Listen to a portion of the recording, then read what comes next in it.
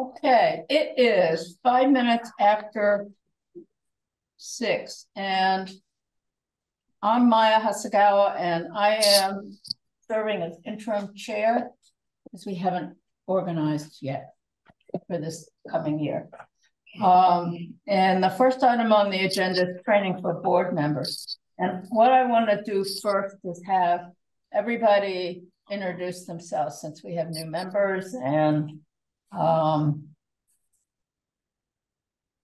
you want to start? Sure. Hi, everyone. I'm Dan Handy. I began as an alternate member of the DRB, and I work for Groundworks Collaborative. Would you like more detail? No, I think that's fine. We don't need your entire biography. Yeah, I figured I'll leave that to the chat, right? KT. My name is Catherine Turnus. I have been on the DRB from the time that Craig was the chair. That was my first stint, and I have been on the DRB since then. I came on as an alternate and then came on as a regular. I am chair of the Brattleboro Senior Meals Board, and I find this board very interesting. Allison. Hi, I'm Allison Gothier, and I've been living in Brattleboro about 3 years now. I was a commercial real estate banker and am now retired and learning a lot by being an alternate on the board. Thank you. Jordan. Hi, everyone. I'm Jordan. I grew up here in town. I live on Green Street, and I work for the University of Vermont. I'm a software developer, and I'm also on the ADA Advisory Committee here in town, which is looking for new members. And this is his first meeting. Yes. I am Nora Dissner. I've been on the board, 3 years or so. I did start as an alternate, but that was only for a couple months. I'm a retired data scientist and work for an insurance company. And she's vice chair. Interim vice chair. Hi, I'm Tom Osikowski. I've been an alternate for just over 1 year now with the DRB, and still on the Planning Commission. I started that about 5 years ago. I'm the current chair of that. Hi, I'm Tim Wessel. I've been on the select board for 6 years and now off of the select board. And this is currently the only town board I'm serving on. And I just started, I think I've had 2 not in-person participations, but this is my first in-person or third meeting on the DRB. Hello, I'm Michael Averill, and if I remember correctly, I think I'm working on my 5th year on the DRB, and I have recently retired from an engineering firm that I had used doing land development, and have really been spent an awful lot of my time on the other side of the table. Now I'm sort of got a pretty good feel of what's expected of people, and so working. I find it very interesting. I'm Maya Hasagawa. I'm serving as interim chair for this meeting, and this is my last year because it's year 9 and you have to rotate off. So I've started as an alternate for 6 months or something like that, and then have been a regular member of the board ever since. So, okay, we are going to do some brief training about the DRB and the board, and Steve is going to put up some slides. And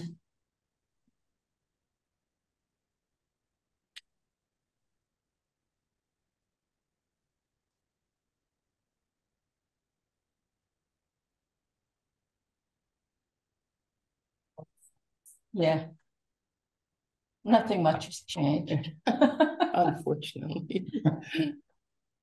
Good training, so Yeah. let's stick with what works.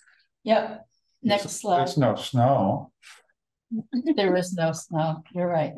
I don't know if people can see that. I know I can't.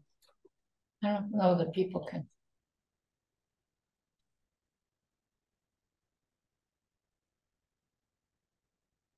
Oh.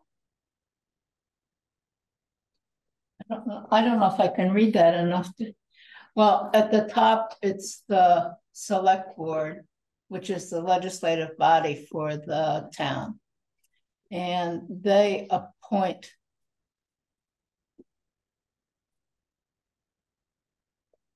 the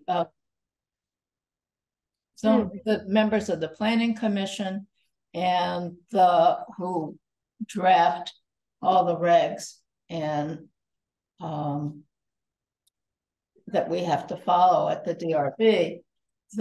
We have the regulatory responsibility, and our staff person is generally Brian Bannon, who's the zoning administrator, and he can. Oh, I should have had you and Steve introduce yourselves, but I will do that. So Brian and Steve are the ones that provide us with the reams of information that we have to review and work with people who want to do development in town. Our responsibility is to review applications and to determine whether or not they meet the requirements of the regulations.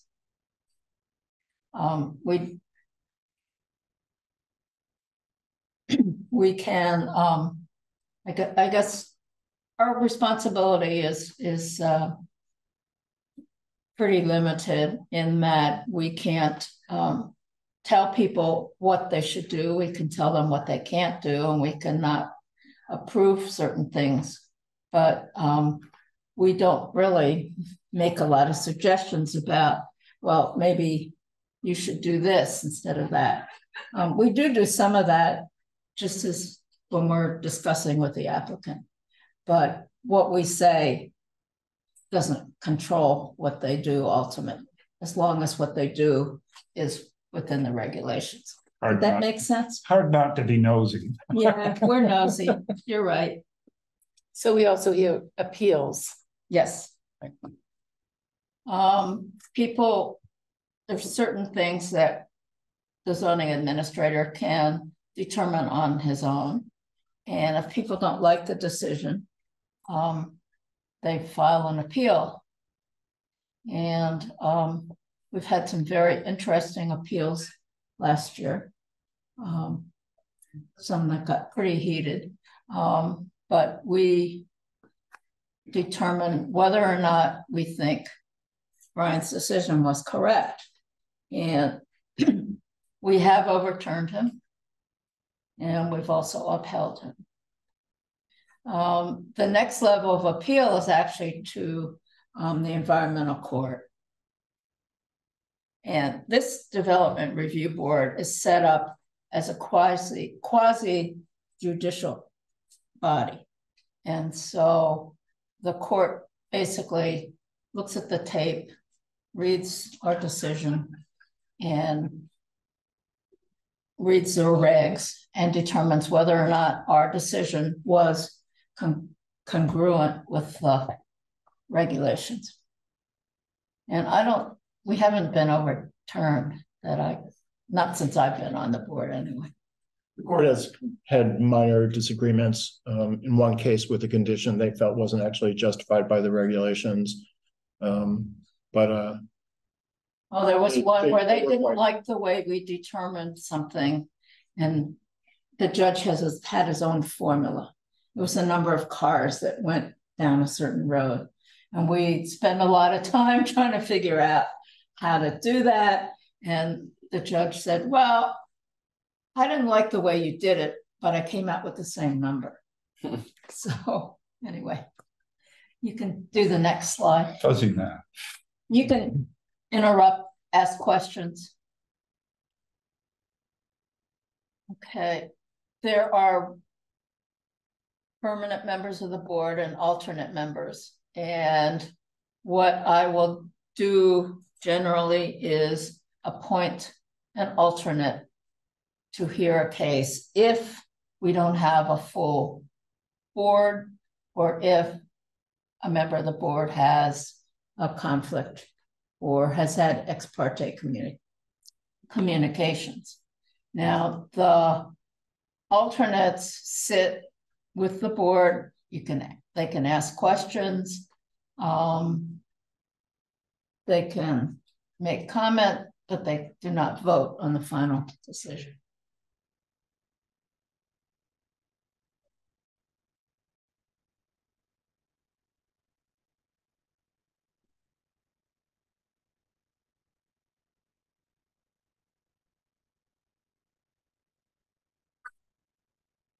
Sorry. Okay, so this is, everybody has due process here. The applicant, the parties that come, the neighbors, anybody can speak. And I know that sometimes when I was a board member, before I became chair, well, we always thought Jim Valenti let people talk too long and too much and say too many irrelevant things. But that's all part of letting people have their say. So I do try to keep people on topic, not always successfully. We've had applicants that stray off topic. We've had interested parties that stray off topic, but generally we let people have their say.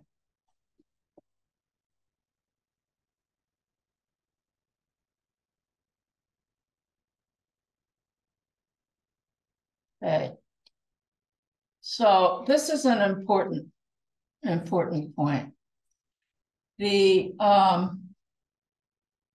board members need to be honest about a case in which they have conflict of interest. And just because you might have some interest does not mean you can't sit on it.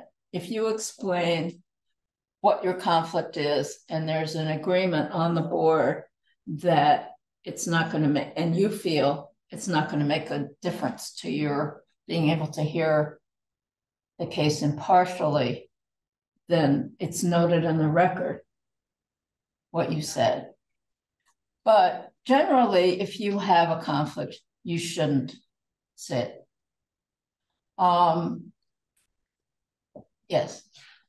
So when there's a potential conflict, interested parties and applicants also have a chance to weigh in. If they feel that your conflict may create bias, then they can request that you recuse yourself, and that would be honored. So Now, if they request that you recuse yourself, is that like a done deal, or is that something that the board decides, or how? The board would decide that, but I think you'd have to give quite a bit of deference to that. if an applicant I felt was just wondering, strongly, I mean, I don't remember I don't remember that. ever happening. No, I don't either. Just that it's something posed to interested parties and applicants to make sure that they feel that things are being done I transparently. mean, and I remember Jim Valenti, he would have, he'd recuse himself a few times because they were people that were applicants, were active clients. Or just clients of his law firm. Yeah. Yeah, not necessarily his. You should not discuss cases outside of the hearing. And this includes, I don't know if people saw the email I sent this afternoon reminding people, please don't discuss something outside of the meeting.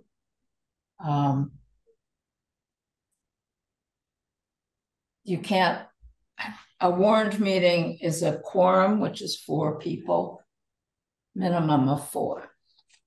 And so it means 2 people can talk about administrative things, but you shouldn't talk about a case.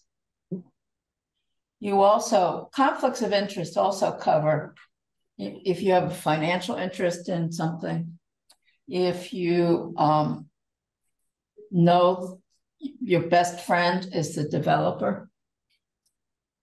And you should be able to vote and look at cases without your own biases. For example, I don't like condo conversions, let's say, and we have a condo conversion that comes up. You can't let your own feelings about it govern how you vote, because that is I guess if you feel that way, you should recuse yourself from voting if you have a strong bias about a certain thing. Maya, question. I think I know the answer to this, but maybe it'd be helpful to reiterate it.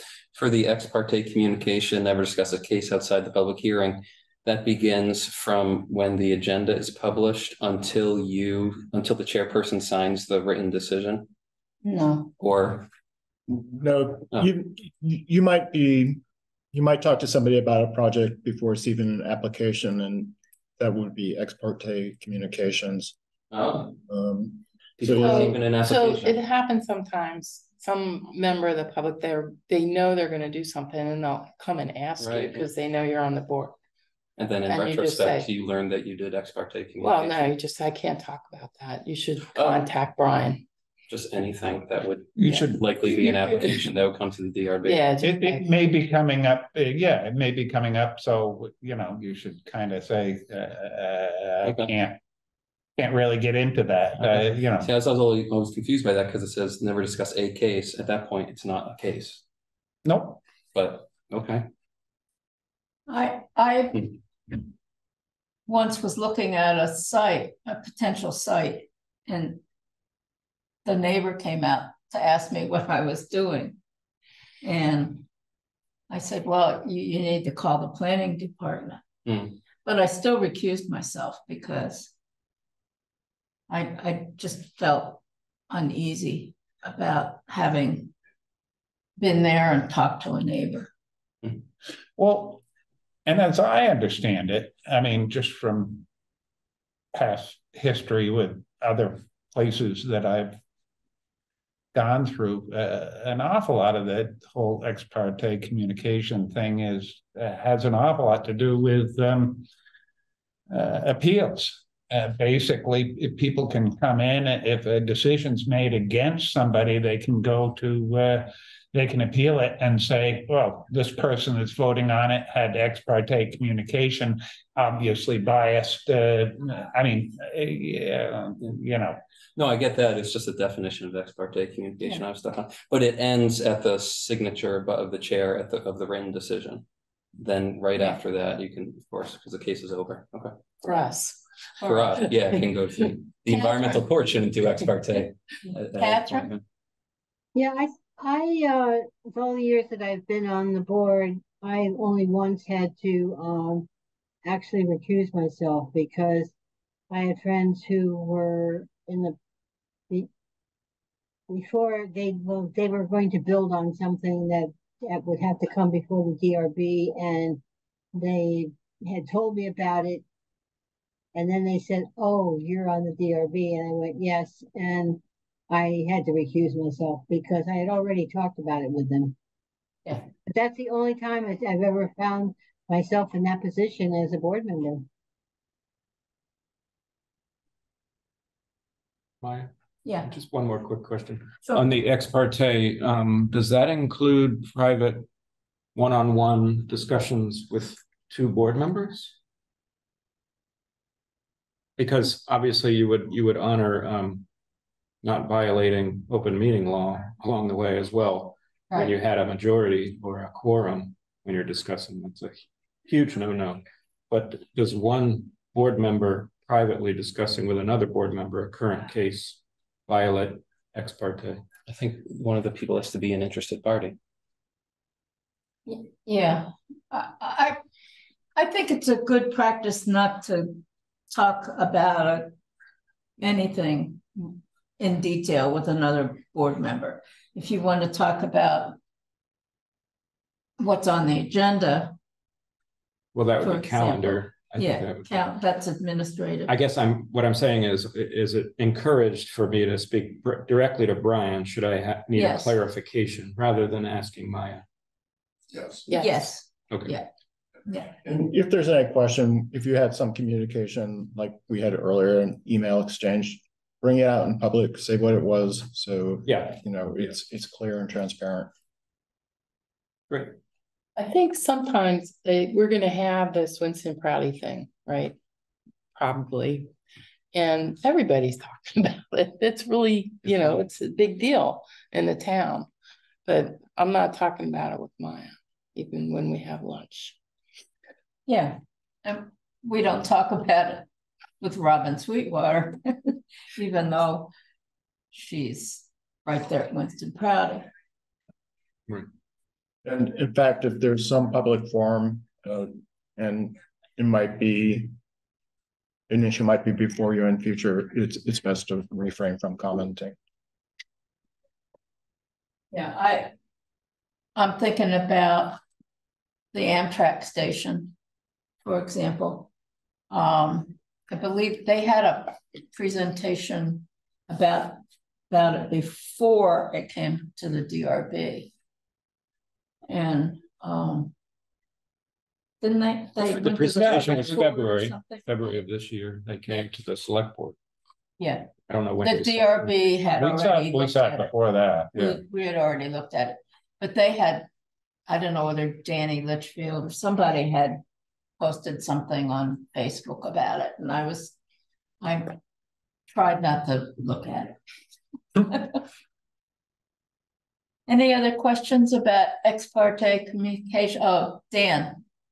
Yeah, I just wanted to jump in. I wanted to ask this earlier, but you had in the previous slide the 14th Amendment to the Constitution. I think basically, if you think about that, you're trying to prevent someone from being denied due process, right? So you want a fair hearing. If you want to go into the 14th Amendment, you can, but I think the basic thing is about the rights of citizenship and the right to due process. And if you think you might be somehow contaminating the, one way or the other, positive or negative, then you should recuse yourself. Yeah. I mean, I just wanted to connect to that last slide, though. I don't think that was mentioned, the 14th Amendment piece, but it's basically all about the rights of citizenship. I had to Google it. Okay, I'm admitting, but I think it connects to what you're talking about. That if you are somehow biased, you don't want to be denying someone their right to due process. That's good point. Thank you. Well, and that being said, in the past, it seemed as if people that were interested in doing development in a town would find themselves on the DRB so that they could kind of guide things along. And I think that's been frowned upon in today's world. Maya, I like to actually push back on that whole thing of under a quorum of board members not being able to talk about the business of the body. I mean, the whole point of open meeting law and defining a quorum is that that's the cutoff at which you shouldn't talk about business. Or it's a meeting. And so if you're under that, you're not breaking that rule at law. I think though that Whether we think that's not best practice or not is a different matter. It can be ex parte communication, so it's best not to do it. And there are definitely things you can discuss, scheduling issues. If you have a technical question you want to ask, we do circulate stuff to the entire board. So that type of administrative thing or clarification is fine. And again, if there's if there's a potential slip, we bring it back out in public so people can see what we're doing. okay. Next. So at the beginning of each meeting, I will ask whether anybody's had conflict of interest or an ex parte communication. And this is what I was saying before. You can talk about, I guess we can't see the whole slide. You can see it here.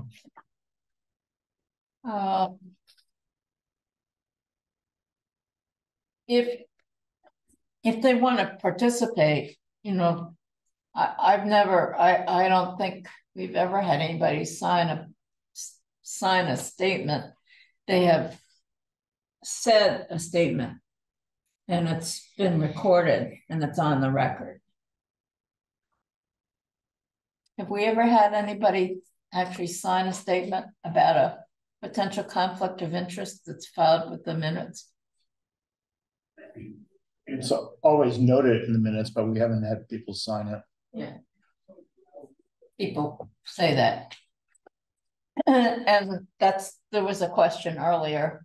An applicant or interested person can request recusal, but it's not a requirement unless the person feels that they want to recuse themselves and the rest of the board thinks they should.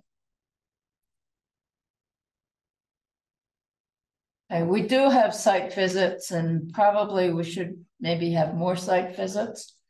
We usually have them before the meeting and people come if they can.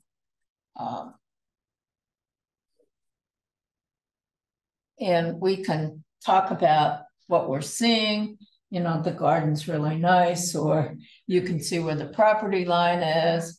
And then we talk about it at an open meeting and our observations are then recorded. We had an interesting site visit where we met a bunch of pigs. And pet pigs. We had to talk about the size of the pigs and noted how much room they had to roam around and all of that stuff. But that was a very interesting site visit. We also visited, were they goats? Yeah, on the goats same, and a sheep. At the two separate site visits, but the same night we had an animal night. Huh? And it was interesting because we decided they can keep the pigs, but the goats had to go because they were on a wetland. Do you want to put everybody back up again so that I can see if anybody has any questions? Anybody had any questions? Okay, we can make a decision in public, or we can somebody can make a motion to go into what's called a deliberative session. And we do that at the very end of the meeting because there's no camera, no CCTV, and no audience. We used to do it back when everybody came live to meetings. We used to all trot off to the planning conference room, leave everybody sitting there. But now, since we have people on Zoom, we do it at the very end of the meeting, and the only people around are the board members. Kick the public out. We need No, 4, yes. oh, go ahead. I was gonna say we need 4 people to make a decision, but Well, no, I was interested in the deliberative session portion of it. I find the deliberative portion session of it is particularly good when when it seems as if the board is somewhat divided. It's I've always found that it's good to have come as close to having unanimous decisions on the board as possible. And usually stuff that you wouldn't necessarily say in public, that you can kind of toss ideas around in the board to sort of say, this is how I feel about it, and where should we go from here? And let's, see if we can come up with appropriate conditions on our decision so that everybody's happy, so that everybody's in agreement. And I don't know, sometimes I feel as if we should do more deliberative sessions than we do, but lately we've been pretty much mostly unanimous decisions on these things anyway, so it really hasn't been necessary.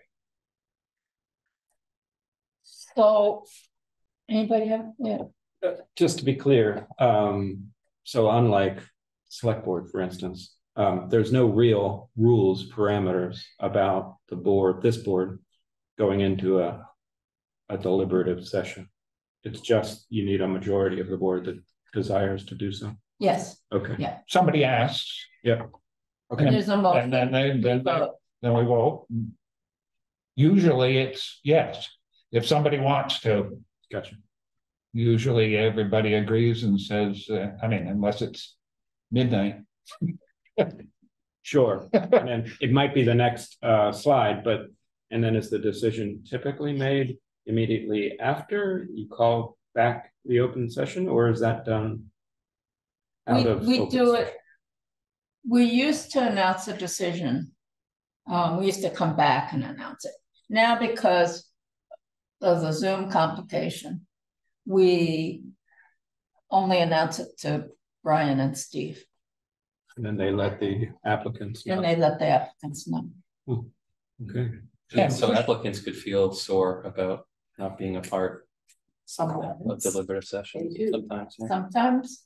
Oh, yeah, I was setting that aside. I was just Oh. thinking of the frustration of an applicant that has to wait an unknown amount of time Oh, right. for the decision. So But see, The next the step. problem with that is that the real decision doesn't happen until Until it gets. the order gets signed, which can be up to what, 45 days Yeah.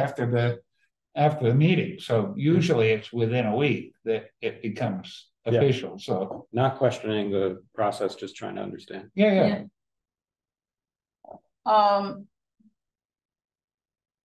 When we make a decision, the board can also put conditions on the applicant.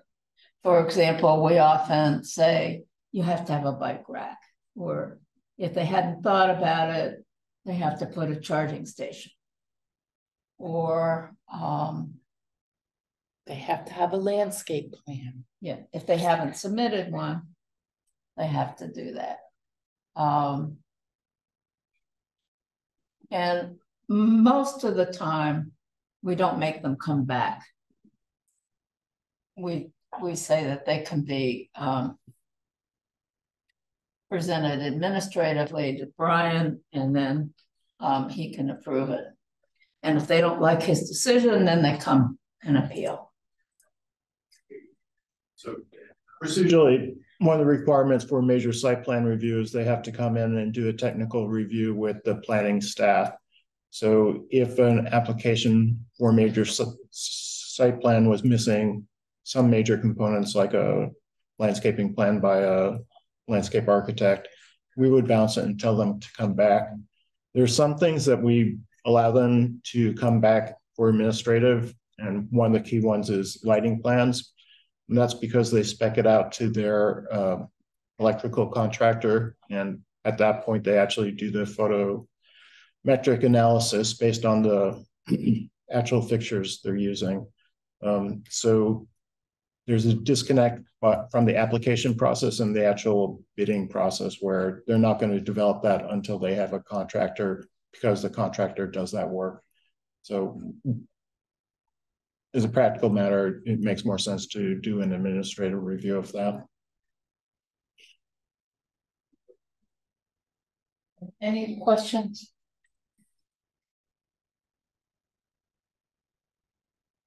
We have people who submit written statements like this one that's not signed or has no attribution, but we will consider it. Staff often does reports. I tend to drive out to the site, just drive by.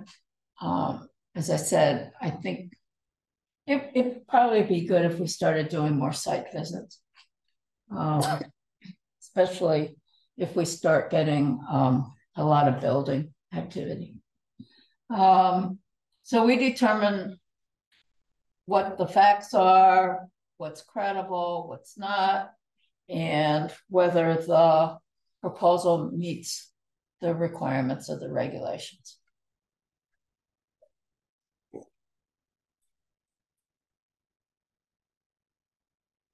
So we like to have a description of the property, what the neighborhood and the budding properties are like, complete applicant's proposal. We've had, there was a time, and Catherine can speak to this, where we used to get drawings, hand-drawn sketches of what they proposed in their site. Yeah. And they were not to scale. You couldn't tell what road they were facing, what they were. So we now require a more professional schematic before we approve a site plan.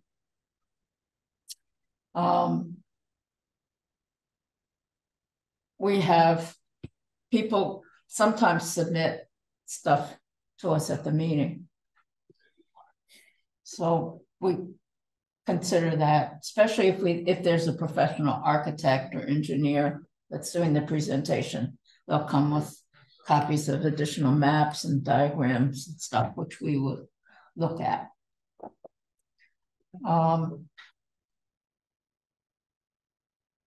So we then create findings that address the decision, and we vote on them. And I know this says DRB must own its decision. So that's why we try to, as Michael said, we try to be as unanimous as we can.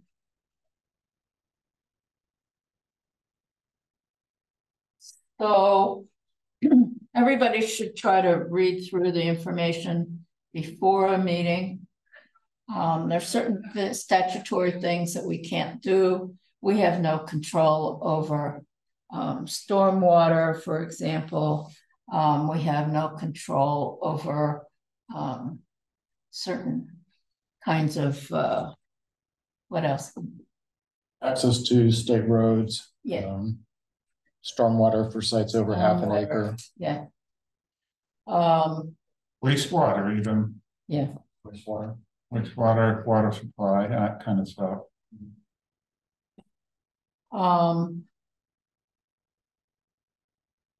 Look at, Safety things. oh, that's true, safety. ADA. No. Well, no, ADA is something that we can look at.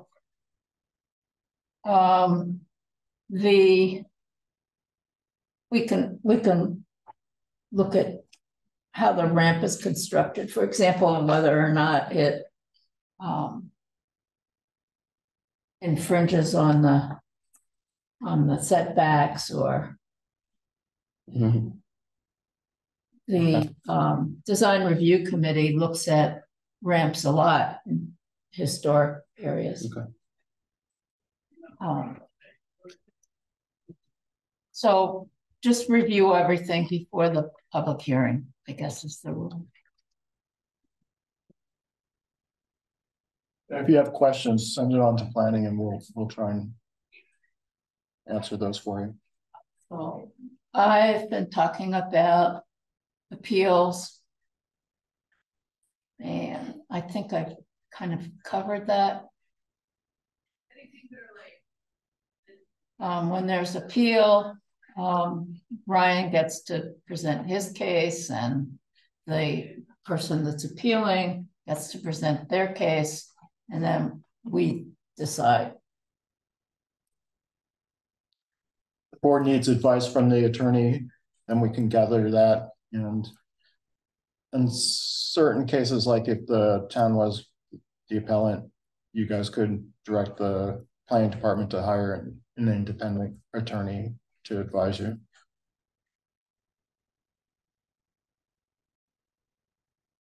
So subdivisions, that's one of the big things that we do, dividing up property to create new parcels. And we look at, the board now looks at what's considered to be a major subdivision. And Brian can approve what are called minor subdivisions on his own. And if they don't like his decision, again, they can appeal it. And you want to talk about the difference between? Sure. So major subdivisions are one with 5 or more new lots, or ones where the major infrastructure investment is required. Minor subdivisions, 4 or less, no infrastructure essentially, except maybe wastewater. So simple things. And I'll consider administratively approving very simple, very straightforward subdivisions. So you're going to divide an in-town lot on town sewer and water in 2. That's very straightforward. It's very much in the pattern historically of the development pattern. No real controversy there. If there's any potential for controversy, I'm going to send it to the board, regardless whether it's major or minor.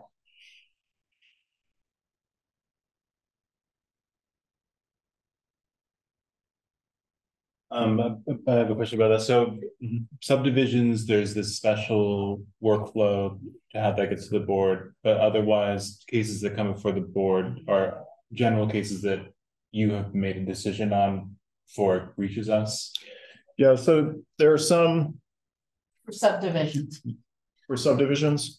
I understand for subdivisions, sometimes they'll come to us without having a decision by you first, or your That's correct. But otherwise, all the other cases that come here you've already looked at and made a decision about. I made a decision on who has jurisdiction. So there are some really simple site plan where I would do an administrative approval, so long as it strictly adheres to all the standards of the regulation. Sometimes standards can be in conflict, like access might not be safe if they do the full landscaping that's required for a front yard. So people will come to the board to ask the board to weigh in on it and whether safety should be a factor in reducing the amount of required landscaping. That type of discretionary decision belongs to the board, and it's not something I can exercise. But in practice, almost all applications are done administratively, and you folks see more complex, larger developments. But am I right that if you denied a request for a zoning variance or a permit or something, then those cases can also appear. So those will. That's correct. Yep, definitely. Thank you. Otherwise, I would say So we see cases where appeals, and then we see cases where the regulations don't quite fit. You know, it's like it doesn't really apply, Okay. and it needs some sort of decision. And then there are some things that are required that the DRB sees.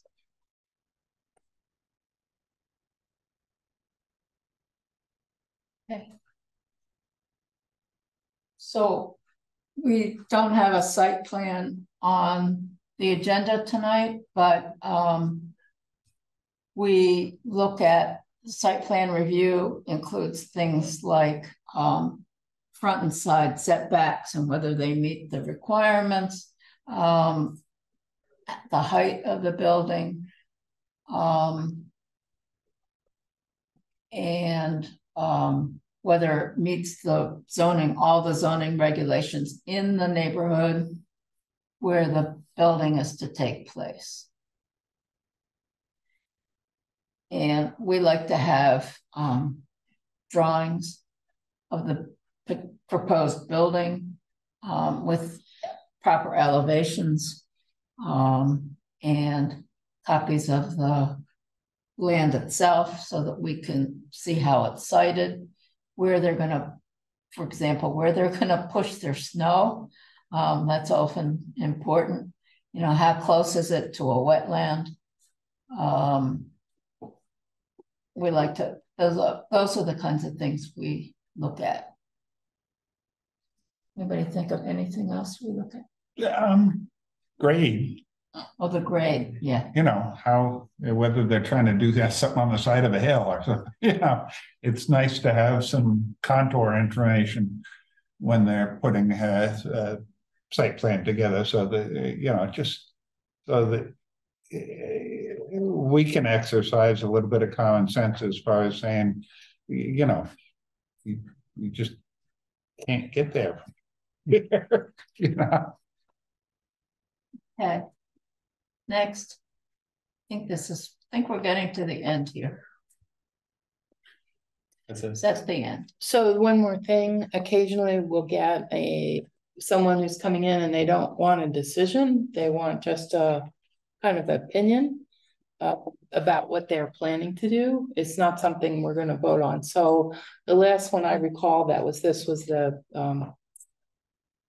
car wash. Yeah. Right. Where the friendlies go. No, not the other one. Well, okay. On Canal Street. The Friendly's car wash came to us too. Yeah, that one as too. well. Both car washes where it was more like a preview. Sketch plan review. Sketch plan review, right. And so they're looking for what might be their problem areas, that the areas that we would want more information or be strict about or what have you. And in that case, that paid off, right? Because you did have suggestions. Yeah, Yeah. and they didn't have to Months go. ago, Oh, yeah. Yeah, and they didn't have to go too far down their design process to know that. No, Yeah, it's not gonna there work. was an awful lot of problems with their first application, and They were gonna keep the diner and. Which is fine, move we it, like the diner. Yeah. That's the rest of it. But the traffic flow didn't work when they kept the diner. It did work. there were an awful lot of, in that particular application, there were an awful lot of the deviations, I guess you might call it, from what the rules were. Yeah, for that. It really didn't, it seemed as if the person that put the plan together hadn't really Read it. reviewed the rules at all. Right. And sort of said, Sometimes let's see if we can get away with this, you know? Right. Catherine? Sometimes I think that would be a nice thing to happen more than it does. Yeah. To actually have them asking us for opinions and then coming back with a really nice site plan that would actually make sense. And it saves them time and it saves us time. I think it's a great thing we wish we could do more often. I agree. Yeah. Well, I think that the car wash on Canal Street is a very good example of that, because they came back, I don't know, what, a couple months later with a plan that pretty much addressed everything. And we didn't really have I mean, the only concerns we had with that were some of the neighbors behind them were trying to see if they could get them to put a berm up to keep the water from washing across their property. I have a question. Try to be quick. Sorry to interrupt you.